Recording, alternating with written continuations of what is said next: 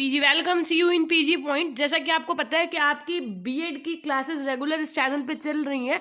यदि आप चैनल पर नए हैं तो चैनल को सब्सक्राइब करके बेल आइकन प्रेस करना ना भूलिएगा।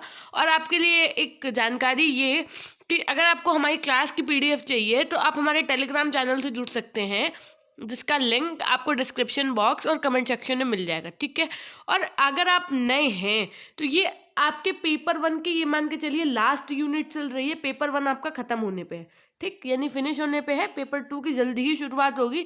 और तो जितनी प्रीवियस क्लासेस हैं आप उन्हें, उनकी एक अलग प्लेलिस्ट में सेक्शन बना हुआ है, वहाँ पर आप जाइए देखिएगा, आपको मिल जाएंगी सारी क्लासेस। लगभग 15 से 20 क्लासेस होंगी, है ना, वो सारी जा करके कंप्लीट कर लीजिएगा। सो आइए आज हम लोग अपना टॉपिक शुरू करते हैं महात्मा गांधी का। कल मैंने जो आपकी क्लास करवाई है ना स्वामी विवेकानंद जी की, वो बहुत अल्टीमेट क्लास है। I have an humble request to you all कि वो क्लास जरूर जरूर देखिएगा, एक बार देखिएगा तब आपको समझ में आएगा। मे बी वो 35 मिनट्स की होगी, आप उधर 2x की स्पीड से देखेंगे तो आपकी 17 से 18 मिनट में कंप्लीट हो जाएगी, ठीक है। देखिए आज हम लोग महात्मा गांधी जी के बारे में पढ़ेंगे। नो डाउट कि आपने बहुत सारी बातें इनके विषय में जान ली होंगी, पहले ही आपको इनके विषय में बहुत सारी चीज़ें पता होंगी। सो सिर्फ हम लोग आज बहुत अल्टीमेट तरीके से बात करेंगे और जो इनकी शिक्षण विधियाँ हैं उस पर अधिकतर बात करेंगे, ठीक है। लाइफ स्केच लिखने का तरीका मैंने आपको नोट्स में बता दिया है कि बस आप कैसे लिखेंगे, नाम, ठीक, उसके बाद में पिता का नाम, ऐसे पिता, और उसके बाद में यहाँ पे नीचे लिख देंगे जन्म। बस आपको ये मेन चीज़ें यहाँ पे लिखनी है, ठीक है। ऐसे नहीं लिखना है जैसे यहाँ पे लिखा हुआ है। ये सिर्फ क्या है, ये ऐसे आपको एग्जाम टाइम में अपने शब्दों में लिखना होगा उस चीज़ को। क्या कि महात्मा गांधी जी एक धार्मिक एवं अहिंसा प्रिय व्यक्ति थे। इनका पूरा नाम मोहनदास करमचंद गांधी था। महात्मा गांधी के पिता का नाम करमचंद गांधी जी था, जो राजकोट में दीवान थे। प्रारंभ में गांधी जी ने साधारण शिक्षा प्राप्त की, तत्पश्चात मैट्रिकुलेशन की शिक्षा प्राप्त की। गांधी जी ने 10 जून सन 1981 ईस्वी में इंग्लैंड से वकालत की परीक्षा पास की। अप्रैल सन 1893 ईस्वी को गांधी जी कानूनी सलाहकार के रूप में दक्षिण अफ्रीका गए। अफ्रीका से वापस आने पर गांधी जी ने विदेशी शासन का विरोध किया, है ना, और विदेशी शासन का विरोध करते हुए स्वतंत्रता संग्राम में सक्रिय रूप से भाग लिया। यद्यपि गांधी जी वहां सिर्फ 1 वर्ष के लिए गए थे, परंतु वहां आकर अपने देशवासियों की स्थिति एवं उनसे किए जाने वाले दुर्व्यवहार को देखकर अंग्रेजों के विरुद्ध आवाज उठाई तथा 20 वर्ष तक वहां रहे। देखिए सन 1942 ईस्वी में स्वतंत्रता आंदोलन ने फिर जोर पकड़ा, जिसके परिणाम स्वरूप गांधी जी को जेल जाना पड़ा। इससे स्वतंत्रता की आग और भड़क गई, जिससे विवश होकर अंग्रेजों ने 15 अगस्त 1947 ईस्वी को भारत छोड़ दिया। भारत को आज़ादी तो मिल गई, परंतु उसके साथ ही देश का विभाजन भी हो गया और चारों तरफ सांप्रदायिक झगड़े आरंभ हो गए। गांधी जी ने इस झगड़ों को शांत करने का प्रयास किया। उनकी इस नीति को खिन्न होकर 31 जनवरी सन 1948 को नाथूराम गॉडसे नामक नौजवान ने गांधी जी की गोली मारकर हत्या कर दी। गांधी जी के अनुसार शैक्षिक शिक्षा, अब यही आपको मेन पढ़ना है, क्या कि ये लाइन मतलब एज इट इज आपको लिखनी है, ठीक। कैसे कि शैक्षिक शिक्षा वह है जो बालकों की आत्मिक, बौद्धिक और शारीरिक क्षमताओं को उनके अंदर से बाहर प्रकट एवं उत्तेजित करती है। फिर देखिए गांधी जी का सर्वोदय दर्शन। गांधी जी ने अपने जीवन दर्शन में सर्वोदय दर्शन को विशेष महत्व दिया। सर्वोदय एक आध्यात्मिकता संकल्पना है जिसे प्राप्त करना कठिन था, परंतु उन्होंने इसके लिए प्रयत्न किया तथा वे पूंजीवादी तथा राजसत्ता के बल पर समाज में समता स्थापित करना चाहते थे, ठीक है। अब देखिए ये इतनी इजी हिंदी है कि मुझे बार बार चीज़ों को डिस्क्राइब करने की नीड नहीं है। आप लोग खुद इतने समझदार हैं कि बस आप कंसंट्रेट होकर के सुनेंगे और मेरी बात आपको प्रॉपर समझ में आएगी। आपको सिर्फ और सिर्फ सुनना है ना। और जो चीज़ इंपॉर्टेंट लगे, अगर कॉपी पेन है तो लिखिएगा, अन्यथा स्क्रीनशॉट ले लीजिएगा, बाद में लिख लीजिएगा, ठीक। अब देखिए पॉइंट नंबर 1, सर्वोदय दर्शन की तत्व मीमांसा। गांधी जी तत्व ज्ञान का सर्वोत्तम ग्रंथ गीता को मानते थे। भगवत गीता के अनुसार मूल तत्वों को 2 भागों में विभाजित किया गया है, पुरुष एवं प्रकृति। यहाँ पर पुरुष से तात्पर्य है ईश्वर एवं प्रकृति से तात्पर्य है पदार्थ। क्या आप बताया कि ईश्वर मतलब प्रकृति, और बात समझ में आई। यहाँ पर पुरुष से क्या बताया गया, ईश्वर, और प्रकृति से क्या तात्पर्य बताया गया, तो पदार्थ। इनमें से ईश्वर को श्रेष्ठतम माना गया, किसको, यानी पुरुष को, है ना, इनके अनुसार। गांधी जी ने गीता की 2 बातों पर अत्यधिक ध्यान केंद्रित किया है। पहली बात यह कि प्रकृति के कण कण में ईश्वर व्याप्त है, लेकिन प्रकृति ईश्वर में व्याप्त नहीं है। दूसरी बात यह है कि ईश्वर ने इस संपूर्ण जगत का निर्माण किया है।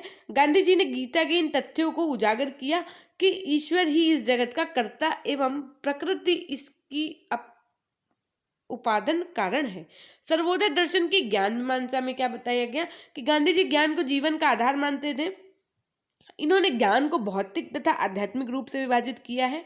गांधी जी की विचार दृष्टि से व्यक्ति को भौतिक यानी भौतिक क्या क्या होते हैं आपके तत्व, तो सामाजिक, राजनीतिक तथा आर्थिक तथा आध्यात्मिक में क्या क्या आता है, तो ईश्वर तथा धर्म से संबंधित यानी दोनों प्रकार का ज्ञान प्राप्त करना अनिवार्य है। इन दोनों ज्ञान की प्राप्ति के पश्चात ही वह ईश्वर तथा मोक्ष की प्राप्ति कर सकता है। गांधी जी ने आध्यात्मिक ज्ञान के लिए गीता को सर्वश्रेष्ठ बताया है।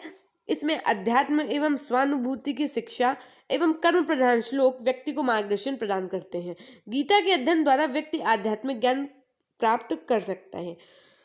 फिर देखिए सर्वोदय दर्शन की मूल मीमांसा। गांधी जी का मानना था कि मनुष्य शरीर, मन एवं आत्मा का योग है। उनका यह भी मानना था कि मनुष्य जीवन का अंतिम लक्ष्य सत्य की प्राप्ति अर्थात ईश्वर की प्राप्ति है।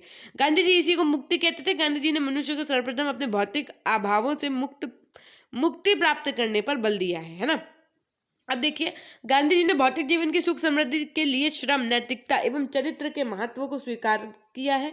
गांधी जी ने भौतिक एवं आध्यात्मिक सुखों की प्राप्ति के लिए एकादश व्रत जैसे सत्य, अहिंसा, ब्रह्मचर्य, अश्वाद, अस्तेय, अपरिग्रह, अभय, अस्पृश्यता निवारण, कायिक श्रम, सर्वधर्म धर्म संभाव और विनम्रता के पालन को भी आवश्यक समझते हैं।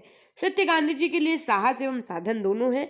साहस रूप में सत्य वह है जिसका अस्तित्व है, जिनका कभी अंत नहीं होता, अर्थात ईश्वर। और साधन रूप में सत्य से गांधी जी का तात्पर्य सत्य विचार, सत्य आचरण और सत्य भाषण से है।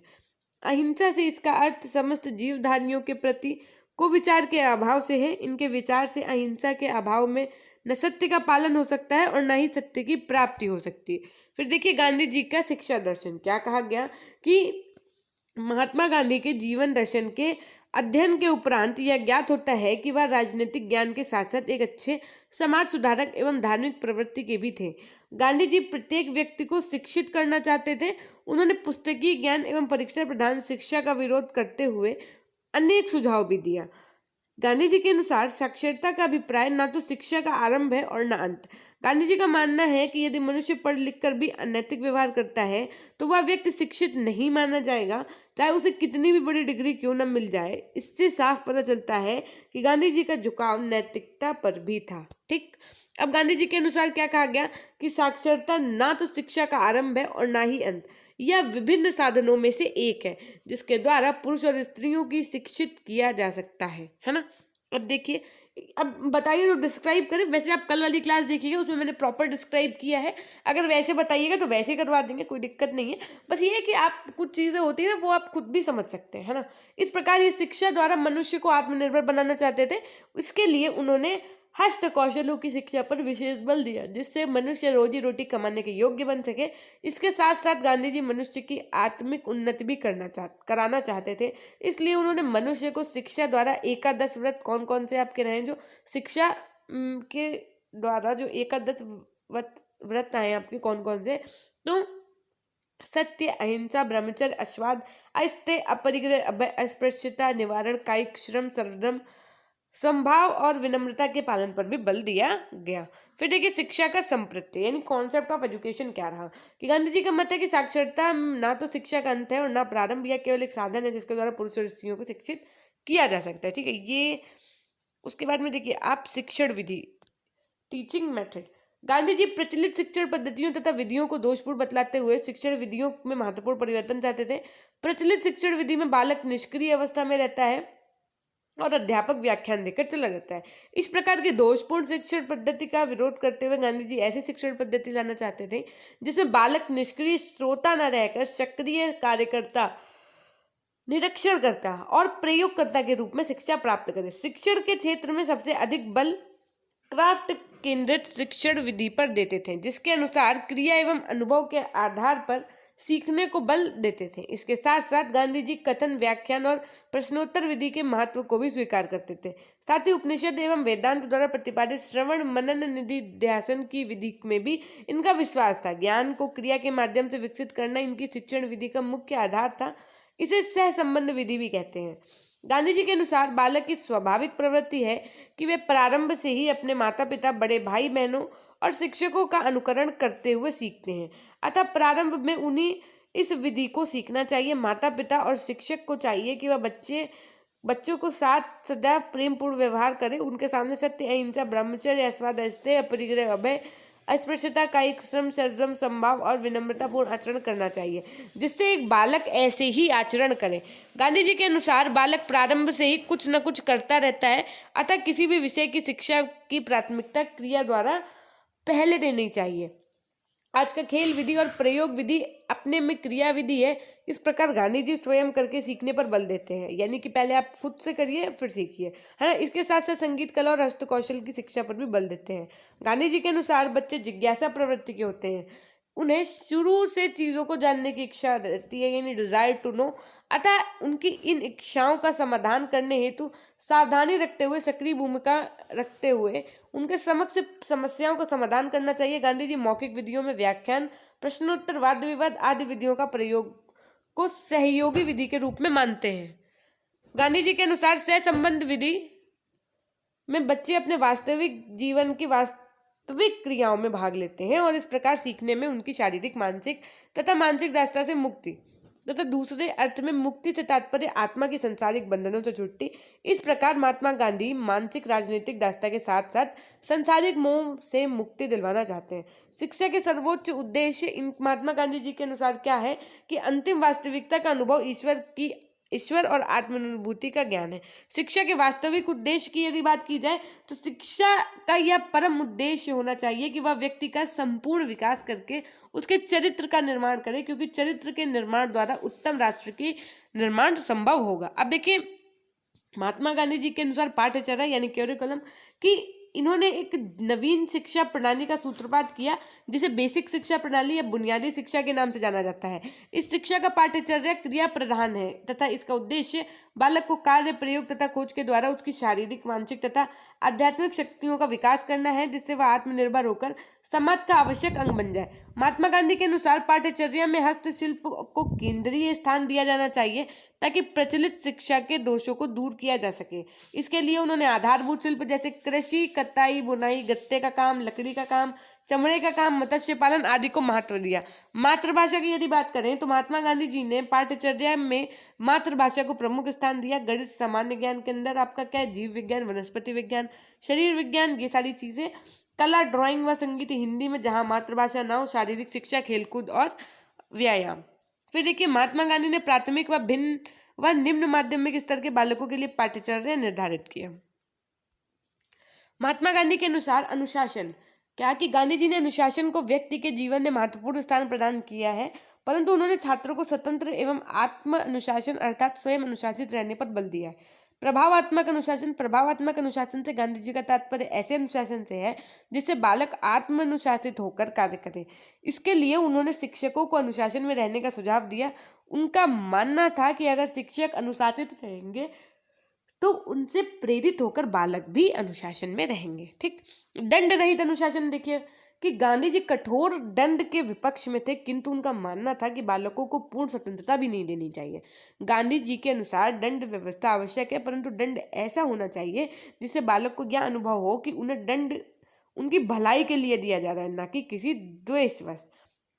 जैसे सामने वाला बच्चा जब आपको देखे, आप उसे पता चले कूट पीट के ठोक के बराबर करनी है, तो उसको ये नहीं लगना चाहिए कि आपने मतलब आपकी उससे कोई साजिश है इसलिए आप भी हमेशा उसी को क्यों मारते हैं, हमेशा क्वेश्चन उसी बच्चे से पहले क्यों पूछते हैं, है ना, उसके जो कॉम्पिटिटर है उसे लास्ट में क्यों पूछते हैं। तो बच्चे के मन में ये नहीं आना चाहिए, उसके मन में यह आना चाहिए कि अगर सर या मैम मुझे मार रहे हैं, मुझसे कुछ डांट रहे हैं, तो वो मेरी ही भलाई के लिए है ना। स्नेह युक्त व विश्वास युक्त अनुशासन यानी गांधी जी ने अपना जीवन अनुशासित रूप में व्यतीत किया था, इसलिए वे छात्रों को भी अनुशासन सिखाना चाहते थे, किंतु वे दमनात्मक अनुशासन के कठोर आलोचक थे। उनका मानना था कि बालकों को स्नेहपूर्वक बात को समझाना चाहिए। गांधी जी के अनुसार अनुशासन बालकों को सही मार्ग दिखाने व उनका बौद्धिक व सामाजिक विकास करने के लिए होना चाहिए। आत्मानुशासन, गांधी जी ने आत्मानुशासन को प्रमुख स्थान दिया है। उनके अनुसार बालक में जब तक स्वयं अनुशासन की भावना नहीं जागृत होगी, यानी सेल्फ मोटिवेशन, सेल्फ डिसिप्लिन की यदि बात करें तो तब तक वे अनुशासित नहीं हो सकते हैं। गांधी जी के अन्य शिक्षा के पक्ष में क्या रहा? पहला जन शिक्षा, यानी गांधी जी ने जन शिक्षा के संबंध में अपने विचार प्रस्तुत किए तथा प्रौढ़ शिक्षा जन शिक्षा पर ही बल दिए। स्त्री शिक्षा में विचार प्रस्तुत किए। उन्होंने स्त्री को विभिन्न उत्तरदायित्वों के निर्वाह के लिए शिक्षित होना आवश्यक माना है, अतः उन्होंने अपनी शिक्षा में स्त्री शिक्षा को महत्व दिया है। व्यावसायिक शिक्षा में क्या बताया कि मनुष्य को अपनी आवश्यकताओं की पूर्ति हेतु हस्तकौशल का एक प्रयोग करना चाहिए, जिसके लिए उन्होंने कृषि एवं कुटीर उद्योग, बागवानी एवं हस्तकौशलों की शिक्षा का प्रावधान किया। धार्मिक शिक्षा, गांधी जी ने शिक्षा में धार्मिक शिक्षा के लिए शिक्षा में पूजा, प्रार्थना, भजन एवं गीता पाठ को दैनिक कार्यों में सम्मिलित किया। बेसिक एजुकेशन, ठीक है, बेसिक शिक्षा की यदि बात की जाए तो गांधी जी ने स्वतंत्रता की लड़ाई के साथ साथ तत्कालीन शिक्षा में भी अनेक महत्वपूर्ण सुधार किए। सर्वप्रथम सन 1921 ईस्वी में अपने साथियों के समक्ष राष्ट्रीय शिक्षा का प्रस्ताव रखा, परंतु तब इसे मूर्त रूप नहीं दिया जा सका। सन 1937 ईस्वी में तत्पश्चात भारत के सभी प्रांतों में सरकार का गठन हुआ और 11 में से 7 प्रांतों में कांग्रेस मंत्रिमंडल बने। अक्टूबर सन 1937 में वर्धा में राष्ट्रीय शिक्षा सम्मेलन का आयोजन किया गया। इसमें गांधी जी ने राष्ट्रीय शिक्षा की रूपरेखा प्रस्तुत की, जिसे बेसिक शिक्षा कहते हैं। बेसिक शिक्षा का अर्थ क्या होता है कि बालकों का उनके वास्तविक जीवन से जोड़ते हुए आधारभूत ज्ञान और कौशलों को प्रदान करना, जिससे वह अपने आप को वास्तविक जीवन के लिए तैयार कर सकें। ठीक, अब बेसिक शिक्षा की रूपरेखा क्या थी ये देख लीजिए, मोस्ट इंपॉर्टेंट है आपके ये पॉइंट्स, कि 7 से 14 वर्ष के सभी बच्चों के लिए अनिवार्य एवं निःशुल्क प्राथमिक शिक्षा की व्यवस्था होनी चाहिए। शिक्षा का माध्यम मातृभाषा, संपूर्ण शिक्षा शिल्प अथवा उद्योग पर आधारित। शिल्प का चुनाव बच्चों की योग्यता एवं क्षेत्रीय आवश्यकता पर आधारित होगी। बच्चों द्वारा निर्मित वस्तु का उपयोग करते हुए उनके द्वारा किए गए आर्थिक लाभ से स्कूली व्यय पूरी की जाए। शिल्पों की शिक्षा बच्चों के जीविकोपार्जन के अनुसार हो। शिल्पों की शिक्षा में आर्थिक महत्व के साथ साथ सामाजिक एवं वैज्ञानिक महत्व को भी स्थान। ठीक है, बेसिक शिक्षा के उद्देश्य क्या थे आपके?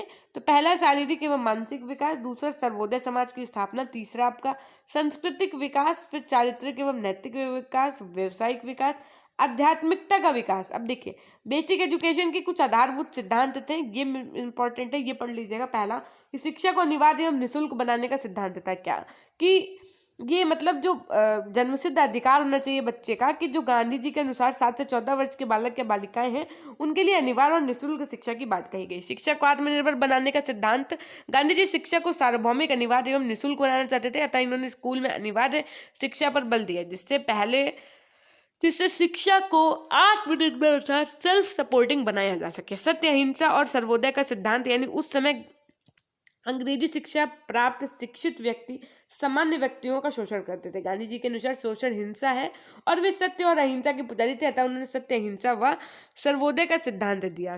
शिक्षा को जीवन से जोड़ने का सिद्धांत, उस समय अंग्रेजी शिक्षा भारतीयों के वास्तविक जीवन से संबंधित नहीं थी। गांधी जी शिक्षा को वास्तविक जीवन से जोड़ना चाहते थे। वे शिक्षा को उनके क्षेत्रीय उद्योग धंधे, प्राकृतिक, सामाजिक पर्यावरण से जोड़ने पर बल देते थे। शिक्षा का माध्यम मातृभाषा बनाने का सिद्धांत, यानी गांधी जी के द्वारा दिए गए इस सिद्धांत को स्वीकार किया गया। गांधी जी मानते थे कि मातृभाषा पर बच्चों का जन्मसिद्ध अधिकार होता है और उसी के माध्यम से शिक्षा की व्यवस्था भी करनी चाहिए। शिक्षा को हस्त कौशलों पर केंद्रित करने का सिद्धांत, साथ में ज्ञान को इकाई के रूप में विकसित करने का सिद्धांत, यानी मनोवैज्ञानिक दृष्टि से ज्ञान का एक इकाई के रूप में विकसित करना चाहिए। इसी दृष्टि से गांधी जी ने ज्ञान को पूर्ण इकाई के रूप में विकसित करने पर बल दिया। अब इनके बेसिक शिक्षा के क्या पाठ्यचर्या हैं? तो देखिए, पहला आपका हस्त कौशल एवं उद्योग, जिसके अंतर्गत कताई, बुनाई, बागवानी, कृषि, काष्ठ, मछली पालन, मिट्टी का काम, चर्म कार्य आदि बहुत सी चीजें आती हैं, है ना। मातृभाषा हिंदुस्तानी हिंदी उनके लिए जिनकी हिंदी मातृभाषा ना हो। ठीक, व्यवहारिक गणित यानी अंक गणित, बीज गणित, रेखा गणित और नाप तौल। सामाजिक विषय के अंतर्गत इतिहास, भूगोल, सामाजिक अध्ययन और नागरिक शास्त्र। समान विज्ञान के अंतर्गत आपका प्राणी विज्ञान, वनस्पति, वही पूरा physics, chemistry, bio, home science वगैरह वगैरह, है ना। और सबसे इंपॉर्टेंट आपकी आचरण शिक्षा, नैतिक शिक्षा, सामाजिक और राष्ट्रीय उत्सव को मनाना, समाज सेवा कार्य। अब देखिए, विशेष में क्या बताया गया, ये इंपॉर्टेंट है आपका, कि बेसिक शिक्षा की सामान्य पाठ्यचर्या में कक्षा 5 तक सबके लिए समान पाठ्यचर्या, कक्षा 6 में छात्राएं आधारभूत शिल्प में गृह विज्ञान व बाद में कक्षा 7 और 8 में वाणिज्य, संस्कृत और आधुनिक भारतीय शिक्षा की भी व्यवस्था की जाने लगी। बेसिक शिक्षा में केवल सर्वधर्म समभाव नैतिक शिक्षा पर ही बल दिया गया, धार्मिक शिक्षा को महत्व नहीं दिया गया। बेसिक शिक्षा में सर्वाधिक महत्व हस्तकौशल एवं उद्योगों को दिया गया था। प्रारंभ से इसका समय 5 घंटे 30 मिनट था, बाद में यह समय घटाकर 3 घंटे 20 मिनट प्रतिदिन का समय निश्चित किया गया।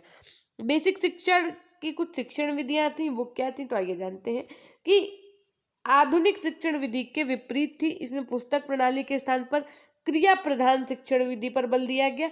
बच्चों को प्रकृति का निरीक्षण करने और सामाजिक कार्यों में भाग लेने के अवसर दिए जाते थे और इस प्रकार बालक स्वयं के अनुभवों से सीखता था। बेसिक शिक्षा में समस्त विषयों एवं कार्यों एवं क्रियाओं को एक दूसरे से संबंधित करके पढ़ाया जाता था, जिससे सहसंबंध विधि भी कहते थे। बेसिक शिक्षा में बच्चों को जीवन की वास्तविक क्रियाओं के माध्यम से वास्तविक ज्ञान कराया जाता था। बेसिक शिक्षा में मातृभाषा का ज्ञान भी स्वाभाविक रूप से कराया जाता था और इसके साथ साथ बच्चों की आत्म अभिव्यक्ति के स्वतंत्र अवसर भी प्रदान किए जाते थे। अब देखिए बेसिक शिक्षा में शिक्षक का क्या इंपॉर्टेंट रोल रहा, ये जानते हैं कि शिक्षक का स्थान भी बहुत महत्वपूर्ण रहा। प्रारंभ में केवल पुरुष शिक्षकों को ही लिया जाता था, बाद में महिला शिक्षिकाओं को भी वरीयता दी गई। शिक्षकों की योग्यता कम से कम मैट्रिक पास या शिक्षण प्रशिक्षण प्राप्त हो सुनिश्चित की गई। बेसिक शिक्षा के गुण क्या रहे, ये देख सकते हैं आप कि मानव का सर्वांगीण विकास की प्रधानता। सर्वांगीण विकास के अंतर्गत जैसे शारीरिक, मानसिक, सामाजिक, नैतिक, सांस्कृतिक, आध्यात्मिक, चारित्रिक एवं व्यवसायिक हर तरीके से उसका विकास होना चाहिए। मातृभाषा के माध्यम से गांधी जी ने शिक्षा में बहुत सारे चेंजेस दिए, है ना। और उसके बाद स्व आश्रित शिक्षा यानी सेल्फ डिपेंडेंट स्टडी। व्यवसायिकता पर बल दिया यानी कि बेरोजगार न रहे लोग, है ना। छुआछूत एवं वर्गभेद समाप्ति के प्रयास किए। वास्तविक जीवन से संबंधित पाठ्यचर्या क्रिया आधारित शिक्षा पर विशेष बल दिया, है ना। उसके अंदर ज्ञान एवं क्रियाओं में एक रूपता आई। विद्यालय एवं सामाजिक अंत संबंध।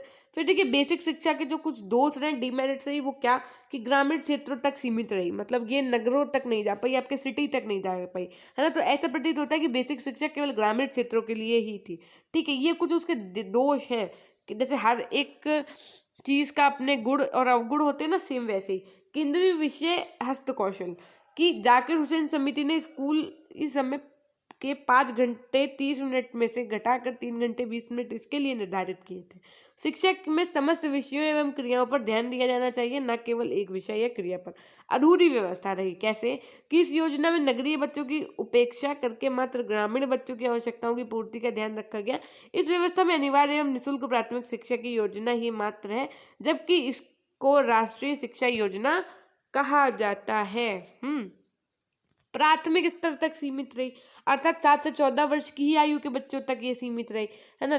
और उसके बाद में देखिए निरर्थक शिक्षण विधि, कैसे कि बेसिक शिक्षा में शिक्षण विधि को स्वाभाविक एवं मनोवैज्ञानिक बताया गया, जबकि हस्तकौशल, उद्योग, पर्यावरण अथवा सामाजिक क्रियाओं को केंद्रीय विषय मानकर पाठ्यक्रम के अन्य विषयों एवं क्रियाओं के साथ एकीकरण किया जाता है, जिसके फलस्वरूप शिक्षण की स्वाभाविकता और प्रभाविकता दोनों नष्ट हो जाती है। कच्चे माल की बर्बादी, जो कुछ भी बच्चे विद्यालय में बनाते हैं उसे उपयोग नहीं किया जा सकता और ना ही उन्हें विक्रय किया जाता है। छोटे छोटे बच्चों से इस तरह की उम्मीद करना बेवकूफ़ी होती है, जिसके परिणाम कच्चे माल की बर्बादी होती है और कुछ भी प्राप्त नहीं होता।